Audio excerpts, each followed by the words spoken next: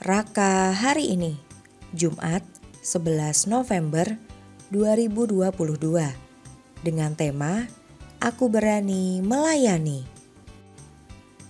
Bacaan diambil dari Hakim-Hakim 6 ayat 1-40. Rema hari ini diambil dari Yohanes 12 ayat 26. Barang siapa melayani aku, ia harus mengikut aku, dan di mana aku berada, di situ pun pelayanku akan berada. Barang siapa melayani aku, ia akan dihormati Bapa. Ada banyak kata maaf yang sering kita dengar ketika diajak pelayanan ataupun kelompok sel. Kata maaf ini juga yang Tuhan tahu ada dalam pikiran Gideon. Saat itu, Tuhan menemui Gideon dan memanggilnya, pahlawan yang gagah berani. Tapi bukannya menjadi berani, Gideon malah ketakutan saat tahu bahwa Tuhan memanggilnya untuk melayani. Gideon malah bertanya, kenapa Tuhan memberikan hal-hal buruk terjadi pada bangsa dan kotanya? Ia marah dalam diam. Tapi, apakah Tuhan menyerah dengan Gideon yang sedang ketakutan dan marah? Tentu tidak. Tuhan tidak menyerah dengan Gideon.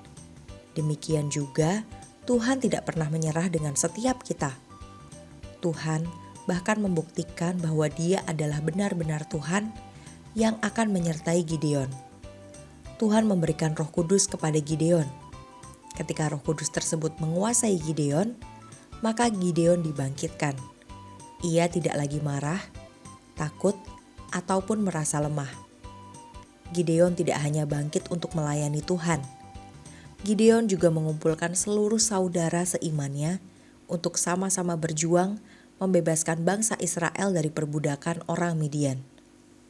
Gideon yang awalnya menyendiri, akhirnya memutuskan berjuang bersama saudara-saudara seimannya. Bagaimana dengan sahabat Fligo? Apakah sahabat Fligo juga bersikap seperti Gideon? Saat Roh Kudus memenuhi kita semua, Tuhan akan beri keberanian dan kemampuan untuk melayani.